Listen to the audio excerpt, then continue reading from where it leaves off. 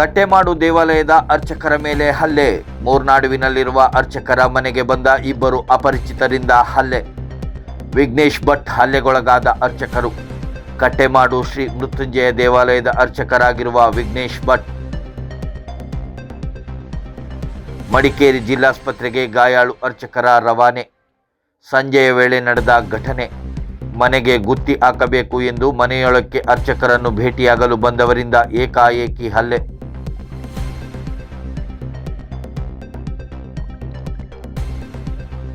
ಹಲ್ಲೆಯಿಂದ ಆಘಾತಕ್ಕೊಳಗಾಗಿರುವ ಅರ್ಚಕ ವಿಘ್ನೇಶ್ ಭಟ್ ಮಡಿಕೇರಿ ಆಸ್ಪತ್ರೆಯಲ್ಲಿ ಚಿಕಿತ್ಸೆ ಪಡೆಯುತ್ತಿರುವ ಅರ್ಚಕರು.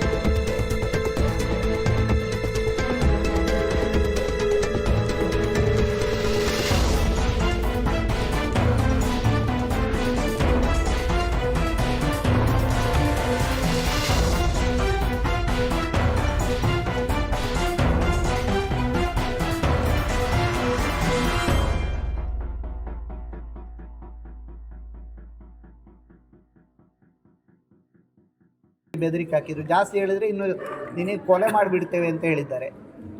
ಅಮ್ಮನಿಗೆ ಅಷ್ಟೇ, ನಿನಗೂ ಅವಸಾನ ಮುಗೀತ, ನಿನ್ನ ಮಗನ ಅವಸಾನ ಮುಗಿಸ್ತೇವೆ ಅಂತ ಹೇಳಿದ್ರು. ಇದು 4:45. ಅವರು 2 ಜನ ಹೊರಗೆ ಜೀಪಲ್ಲಿ ಬಂದಿದ್ದು, ಒಂದು ಕಮಾಂಡರ್ ಜೀಪ್ ಥರ ಇದೆ. 2 ಜನ ಹಿಡಿದಿದ್ದಾರೆ. ಅಮ್ಮನ ಮೇಲೆ ಏನಲ್ಲ, ಅಮ್ಮನಿಗೆ ಅಮ್ಮ ತಡಿಲಿಕ್ಕೆ ಚಾಕು ಹಾಕ್ಲಿಕ್ಕೆ ಬರುವಾಗ ಅಮ್ಮ ತಡೆದ್ರು. ಅದನ್ನು ಕೈಯನ್ನು ತಳ್ಳಿ ಹಾಕುವಾಗ ಅಮ್ಮನಿಗೂ ಒದ್ದಿದ್ದಾರೆ, ಬೆನ್ನಿಗೆ, ಹೊಟ್ಟೆಗೆ, ತಾರಮರ ಅಮ್ಮನಿಗೆ ಹೊಡೆದು. ಸರ್, ನಿಮಗೆ ಅಲ್ಲೇ ಮಾಡಿದವರು ಯಾರು ಗೊತ್ತಾ ಸರ್? ಅನಿಲ್ ಮಂಡೇಟಿರ ಕಾಕೋಟುಪುರಂ ಅನಿಲ್ ಅಂತ. ನಮ್ಮ ಮನೆಯಿಂದ 10 ಮೀಟರ್ ಅಲ್ಲಿ ನಾನ್ ವೆಜ್ ತಿಂದಿದ್ದೇವೆ, ನಾವು ಬರೋದಿಲ್ಲ ಮನೆ ಹತ್ರ ಅಂತೇಳಿ ರೋಡಿಗೆ ಬಂದು ಕರೆದ್ರು. ಆಯ್ತು, ಮೂರ್ನಾಡಲ್ಲಿ.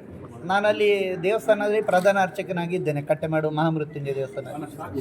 ಕೆಲಸ ಮಾಡ್ತಿದ್ದೀರಿ ಸರ್ ಅಲ್ಲಿ ಮಹಾಮೃತ್ಯುಂಜಯ ದೇವಸ್ಥಾನದಲ್ಲಿ? ಎಷ್ಟು ವರ್ಷದಿಂದ ಕೆಲಸ ಮಾಡ್ತಿದ್ದೀರಿ ನೀವು? ನಾವು 10 ವರ್ಷದಿಂದ ಕೆಲಸ ಮಾಡ್ತಾ ಇದ್ದೇನೆ, ಅರ್ಚಕ ಕೆಲಸ.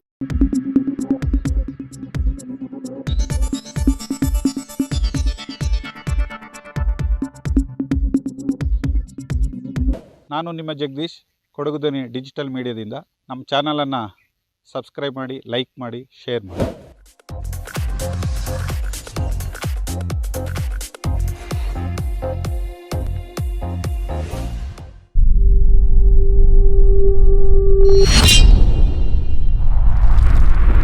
ಕೊಡಗು ಧ್ವನಿ ಡಿಜಿಟಲ್ ಮೀಡಿಯಾ, ಇದು ಕೊಡಗಿನ ನಂಬರ್ 1 ಯೂಟ್ಯೂಬ್ ಚಾನಲ್.